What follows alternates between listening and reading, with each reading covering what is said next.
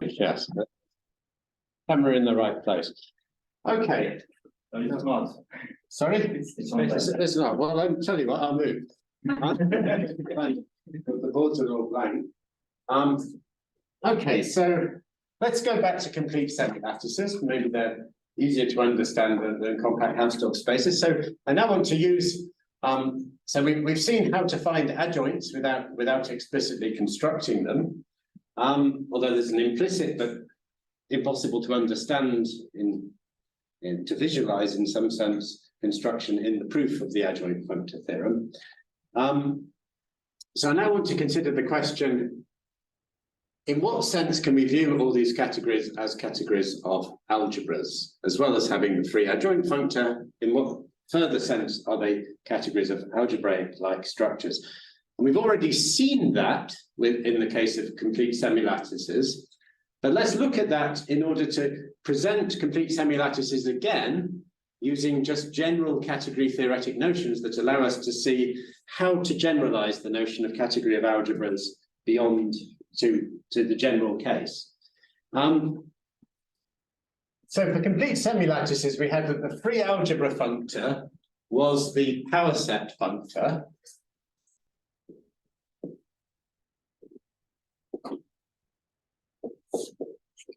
And if we look at the powerset functor not as a functor into semilattices, but as an endofunctor onto sets, which is how we were originally looking at it in an exercise earlier in the course. So the powerset functor, the covariant one of the two covariant ones, but the more natural one, the simplest one, which maps any subset of X onto its direct image under F. Well, what I'm going to observe about it is that this powerset functor carries some particular structure, and this relates to the week 9 problem we had last week, which I asked what is a monoid in the category of endofunctors on the category. The powerset functor is a monoid, or carries a monoid structure.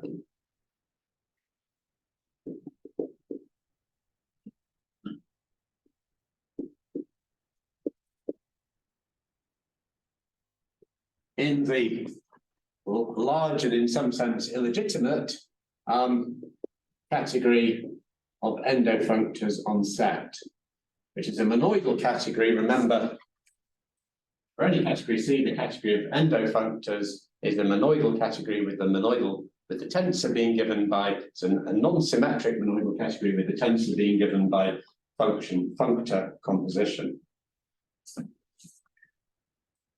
And so, what is the structure of a monoid in the category of endofunctors for the powerset functor? Well, it has a unit and a multiplication, or an identity, if you like, and a multiplication.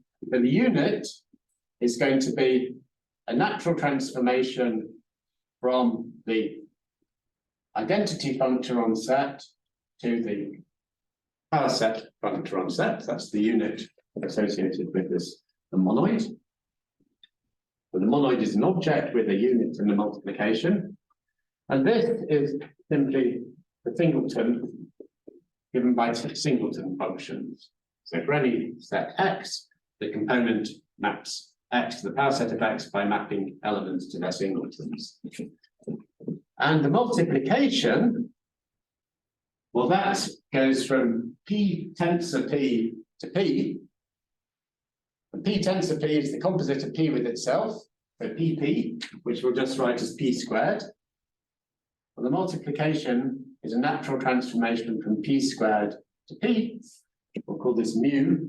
Sorry, in general we'll call it mu, but the map in this case is the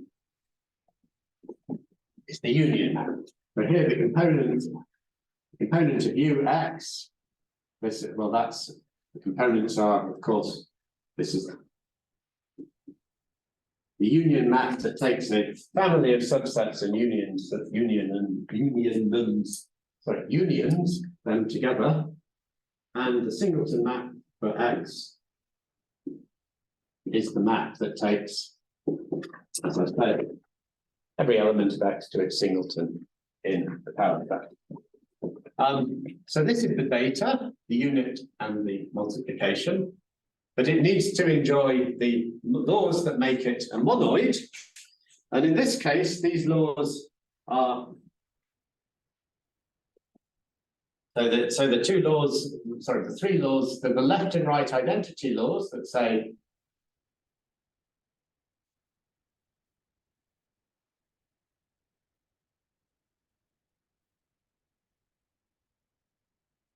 so that we have the identity natural transformation from the power set functor to itself. Sorry, the power set functor I like to make curly.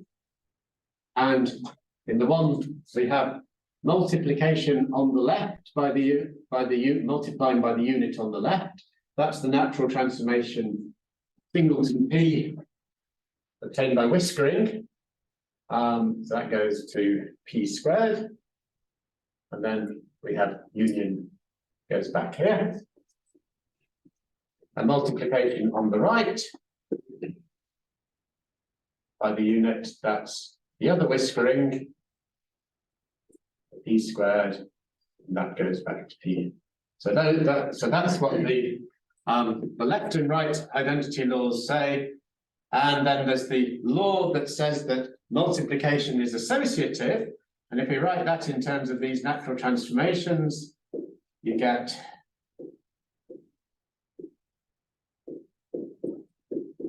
lots of diagrams involving the union natural transformation, whereas here we have union whiskered with p, and here we have p whiskered with union, like that.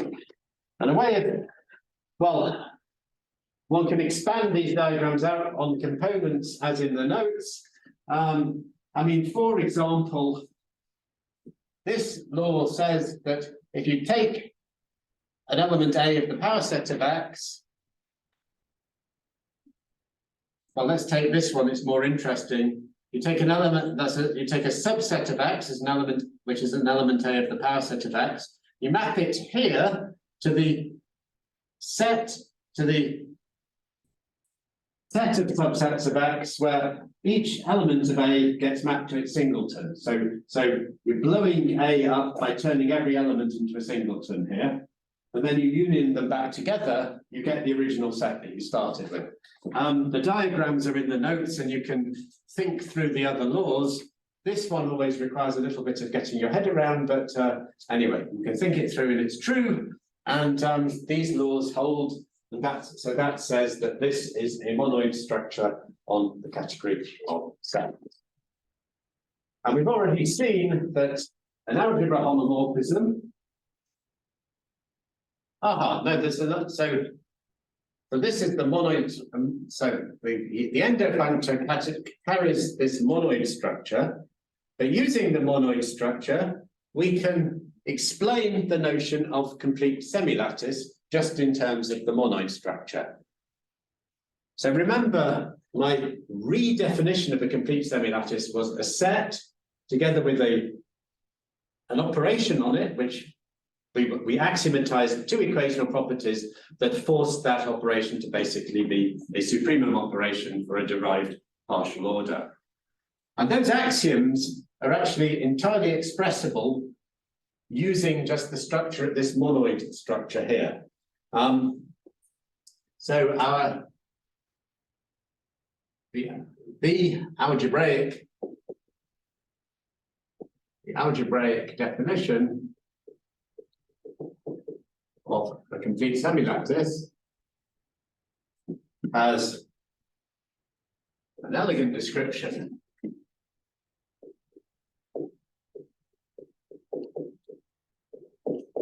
using just the monoid structure, the above structure. So a complete semilattice,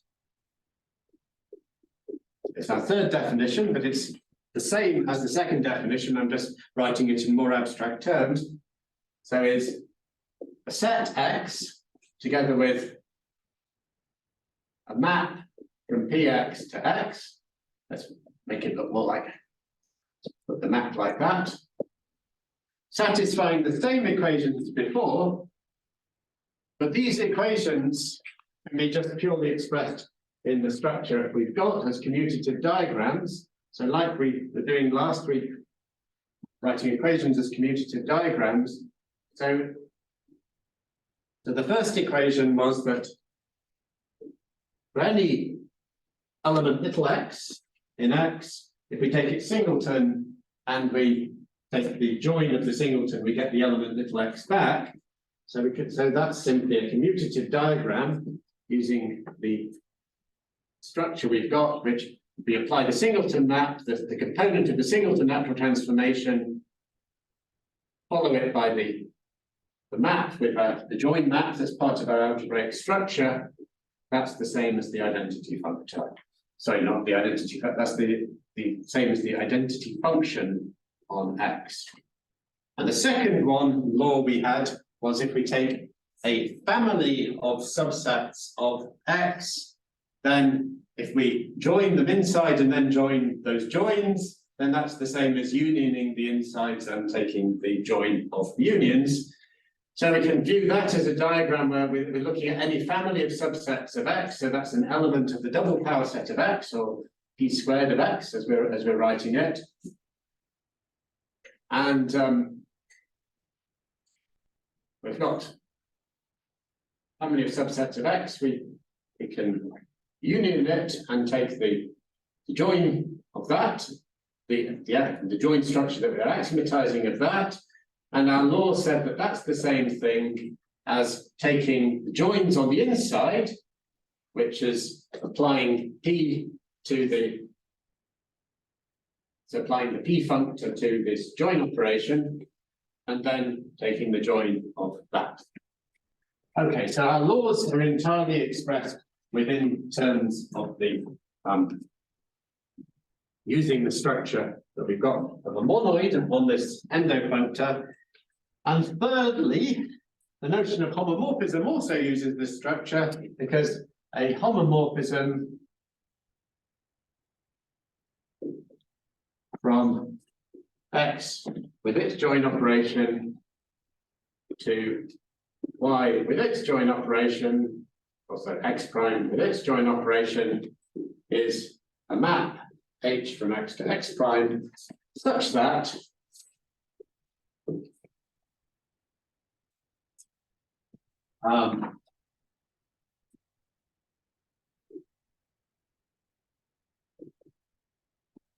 if we take a join in X and map that by H to X prime, is the same thing as applying H to, so we've got a subset of X here, an element of the power set is a subset, so it's the same as applying H to every element of the subset, so that's the action of the power set functor there. That maps us to P of X prime and applying the join operation in X prime. Okay. So we've got this monoid structure. We can define the notion of algebra just using the monoid structure, and then also the notion of homomorphism between algebras. And it turns out this idea of an endofunctor with its monoid structure is very interesting one that's very closely related to just the general idea of what is a category of algebra, what in general is a category of algebras and homomorphisms. So the notion of a monoid structure in the category of endofunctors, the strict monoidal category, is important. So it has its own name, and this is the notion that in category theory is called a monad.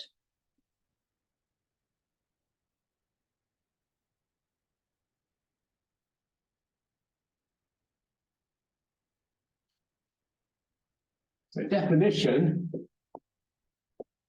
a monad in C. So now we can talk about a monad in any category C is a monoid in category of endofunctors on C as a strict monoidal category.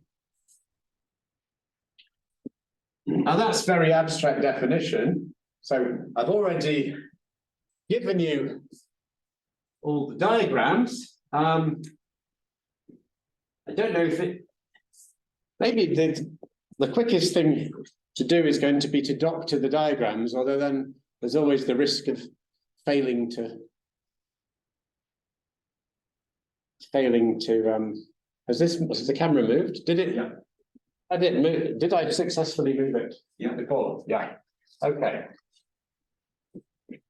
So in other words,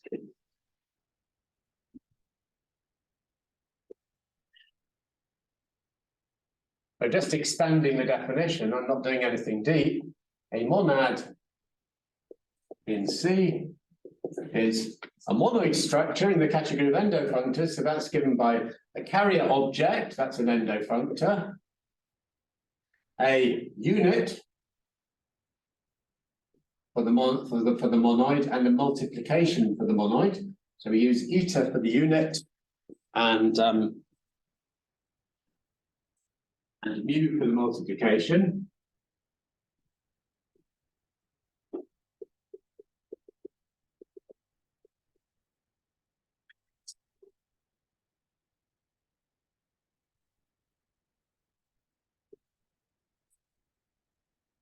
So that explicitly, let's forget the components. So that explicitly gives us, actually, it seems I need to pretty much rub everything off because almost all the notation is changing. So I don't think I've really saved myself anything here. So eta is the unit, so that's a natural transformation from the identity functor to t.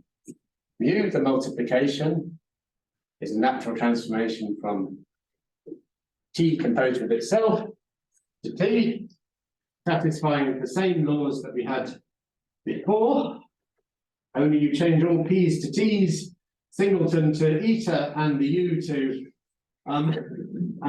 mu. Let's do it. I mean,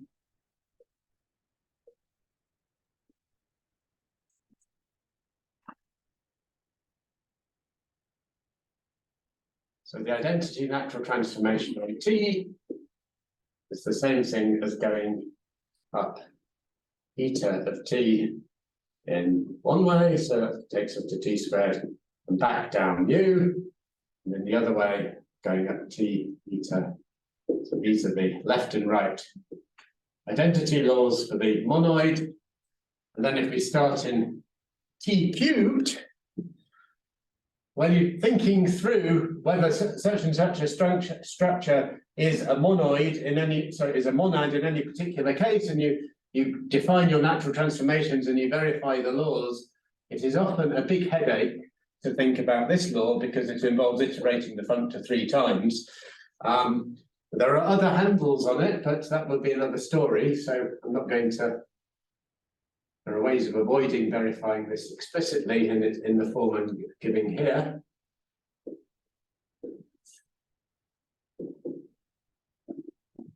Anyway, that is the associativity law for multiplication.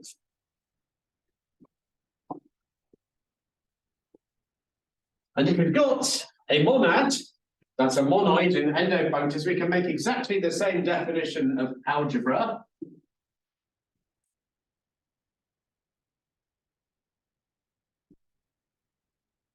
So, an algebra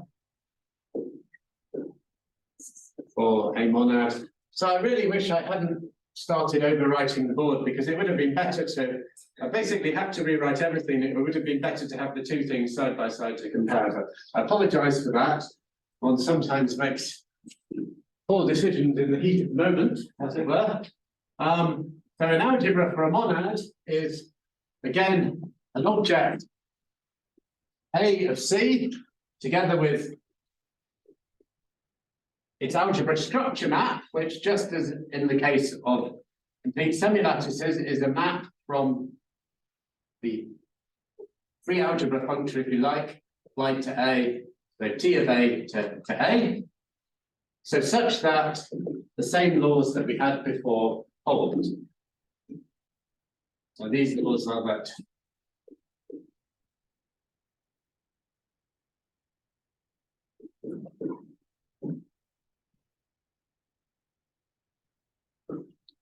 if we apply the unit, and then which takes us to the TA, where we're the domain of the operation, and we apply the operation to it, then we get back where we started. So we get back to where we started. So this is the identity map on A.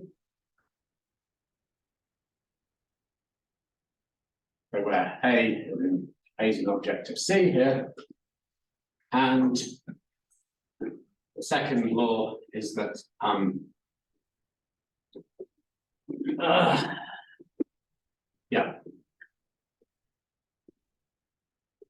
we've got two different ways of getting from T squared A to back to A.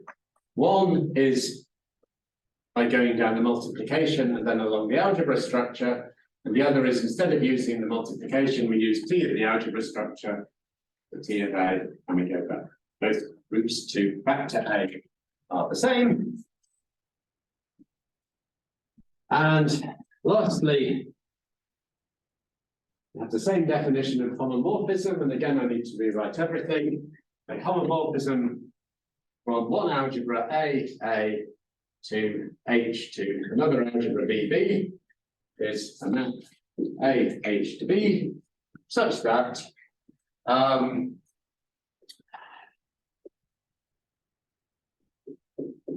it preserves the algebra structure. So the map, if we map something from A to B to something we've got via the algebra structure, that's the same as applying T functor to H. So applying the homomorphism to everything on the inside, and then considering the algebra structure on B as well. Okay. And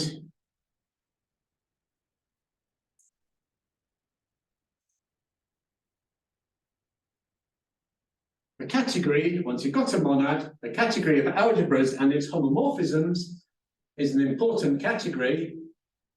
So it has a name. It was first identified by Eilenberg and Moore. So the Eilenberg-Moore category of algebras or a monad, for which the notation is normally just C with T as a superscript, is determined not just by the endo functor, but by the whole monad structure on T, but nonetheless one uses this notation as algebras as its objects and homomorphisms as morphisms. I just say as maps. But we instantiate all this to the powerset functor with its singleton and union unit of multiplication. Everything I've written is just the instantiation of this simply recovers as the Eilenberg-Moore category, the category of complete semilattices and their homomorphisms. Okay, I just want to make some observations about this definition, of these definitions.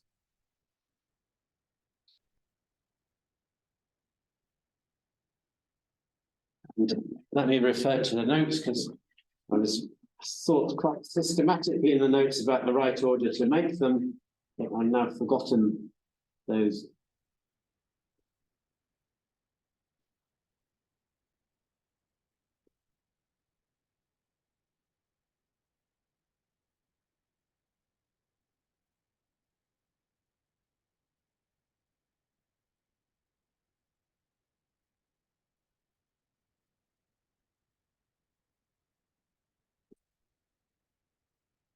Okay.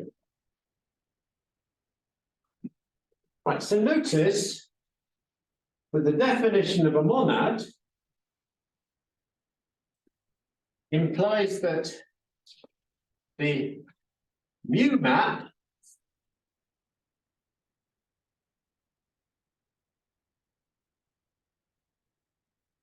the def of monad implies that the multiplication map, a component of it,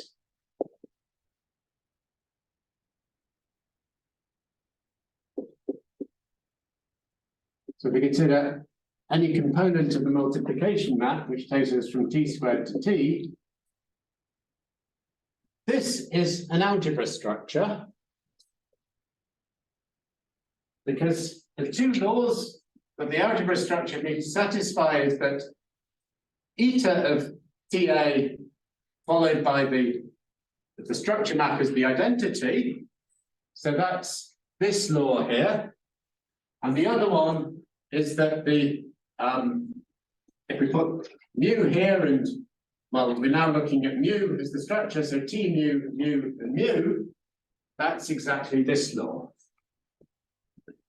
So this is always, so for any object, so this should be T of X.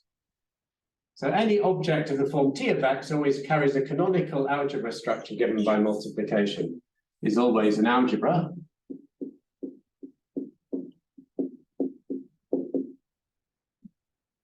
And what's the second observation?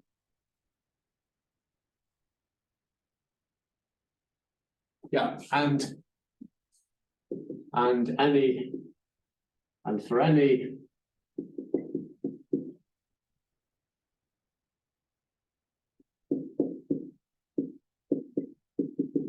map in C, we apply the T functor to it, is an algebra homomorphism. Is a homomorphism, I'll just say a homomorphism from Tx mu to Ty mu, mu x to Ty mu y. That's simply the naturality square for mu. So mu is a natural transformation, and that's simply because mu is a natural transformation. And the third observation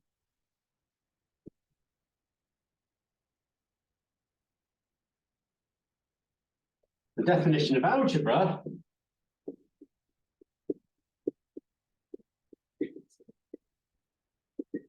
implies for any algebra TAA, the map A, which is the structure map for the algebra, is actually a homomorphism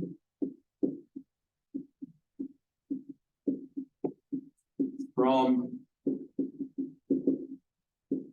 the mu algebra structure to the A algebra structure. Now the idea of these, so this is literally this square here says that A is a homomorphism from the mu algebra structure to the A algebra structure.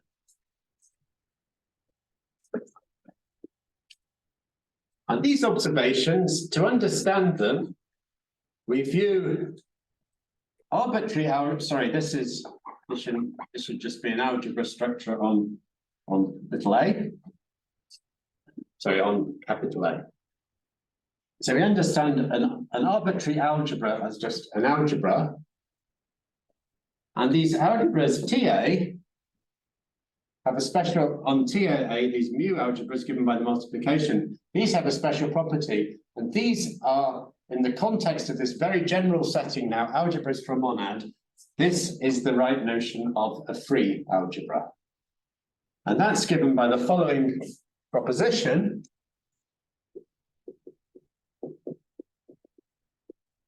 A forgetful functor.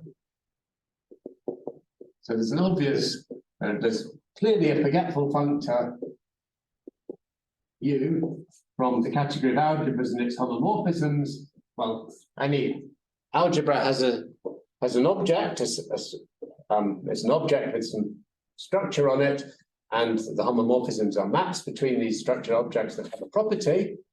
So we have a forgetful functor from the category of algebras to C, has a left adjoint,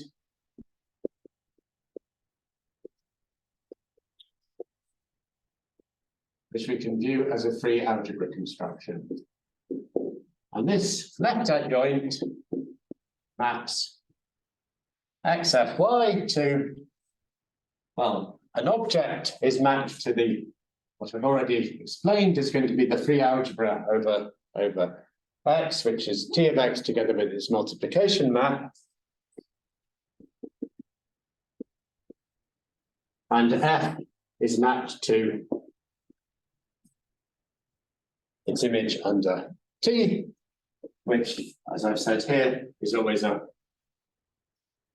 here is always a homomorphism.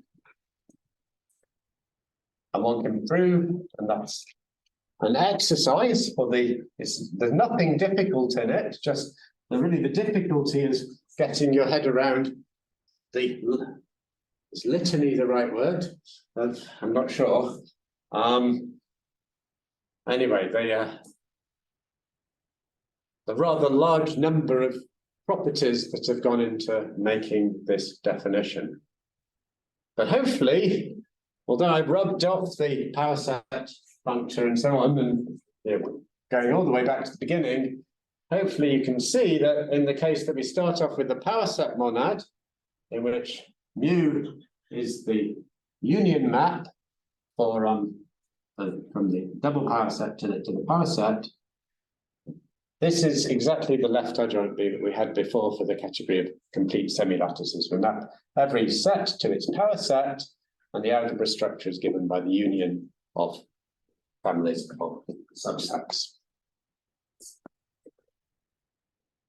So any monad has a left adjoint.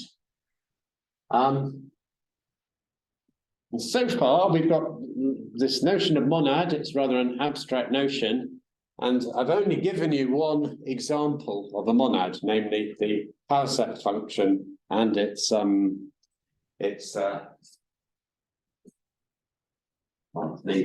monoid structure associated with it, which gives it as a monad.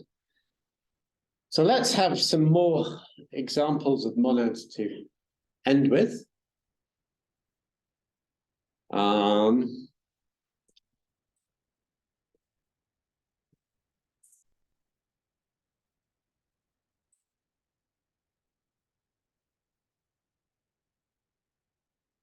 So one thing I could do is I could give you like another sort of shopping list, if you like, of example monads on the category of set and on other familiar categories.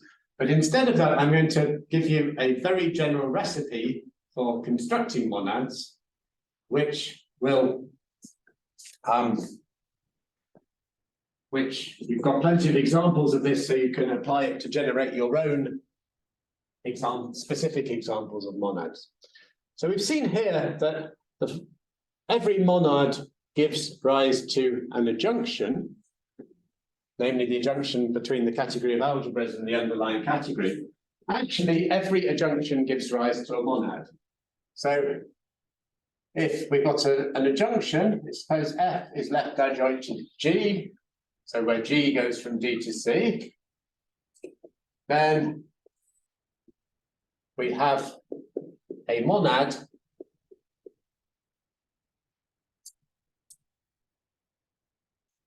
It turns out that the endofunctor on C that the adjunction gives us, composing G with F to get back to C, is always a monad, where the unit of the monad is given by the unit of the adjunction. So remember, when we had adjunctions, we had all the different formulations. One of them was a pair of functors together with two natural transformations. One that goes from the identity functor to GF, which I didn't tell you at the time, but that's called the unit of the natural transformation. And the other, which is a natural transformation in the other category, whose components are in the category D rather than C, called the co-unit, is an epsilon that goes from FG to the identity functor on D. And in fact, the multiplication is then given by, well, we need to go from GF down to GF. And we do whiskering on both sides with the co-unit of the monad that takes us from FG down to the identity on D. And that always gives us a monad.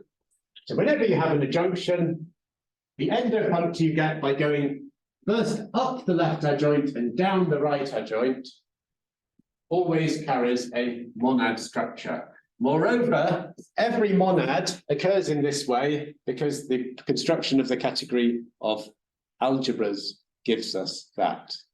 Okay, so I now want to come to the last question, which I will deal with very briefly.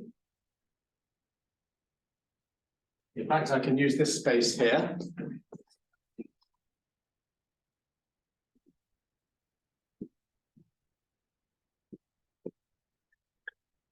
We have a comparison functor.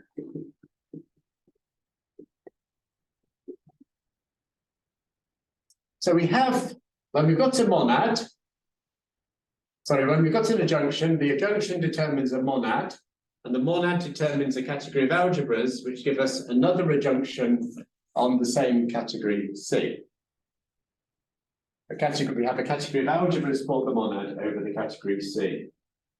And in fact, this situation always gives us a canonically defined functor called the comparison functor, which takes us from the category living over C on the adjunction D to the category of algebras. So the monad here is GF. Defined by,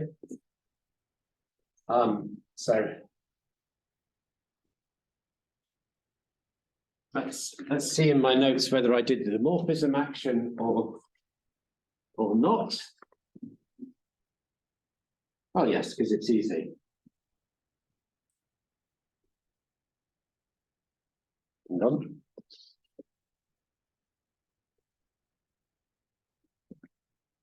Yeah, so A applied to an object Y in D needs to be some Eilenberg-Moore algebra for the monad.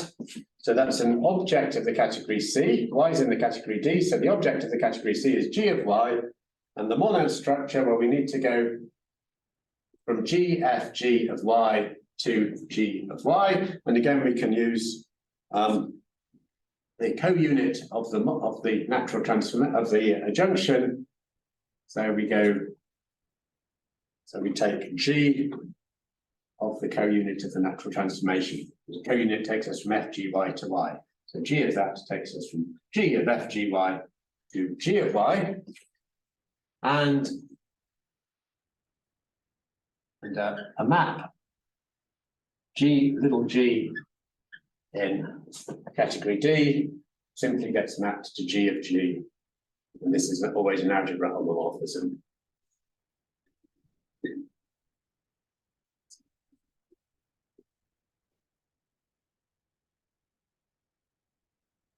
So in some sense, whenever you have an adjunction, the adjunctions determine a monad, and the category D need not be the same as the category of algebras, but there's a relation between them in that you have a functor that maps the category of D to the category of algebras.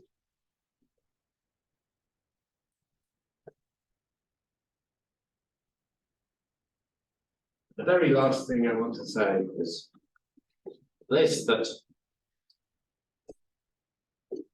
in the case of compact Hausdorff spaces, groups, and the semilattices, there are three main examples. The functor K is an isomorphism of categories, not just an equivalence, but an isomorphism of categories. We've seen that already for the case of compact semilattices, so complete semilattices. We've seen that complete semilattices, basically the definition is the same as the definition of the category of algebras. We see this for the other cases, the category of groups and the category of compact Hausdorff spaces. there's a very nice category theoretic theorem that gives us this called Beck's theorem, which I actually wrote out in the notes, and I applied in the notes Beck's theorem to the category of groups to show that this is the case. But I think for the purposes of the lectures, it's enough to say that these isomorphisms hold. There's a nice general theorem that give them why, that give the reason why these isomorphisms of categories hold.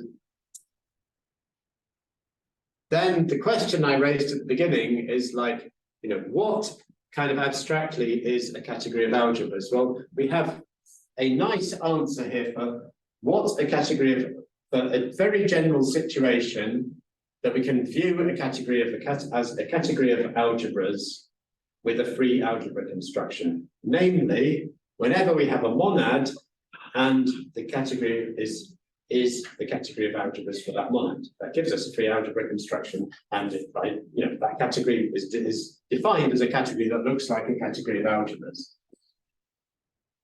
And because we have this general Beck's theorem that allows us to prove results like this, one sees that our example categories that we're using in the lectures can, including in the case of compact Hausdorff spaces, be construed as categories of algebras. Okay, I've overrun a bit. Just to say a bit about this material. So, I realized, I knew beforehand, once again, my notes for today were very long.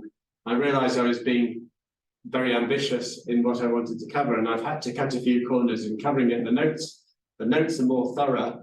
I wanted to do that because next week I want to go on to a different topic, which is your Nader lemma and pre-sheaves and things like that. So I really wanted to get through this material today. This material on monads may look quite abstract, but the next homework is going to be on monads. I've thought of a way of making it that it's not going to require as much writing or reading as the previous homework. So anyway, that's going to be, I'm going to hand that out next week, so the next homework, by which time we will add the solutions to the previous homework. Okay, that's everything for today. You can finish the recording.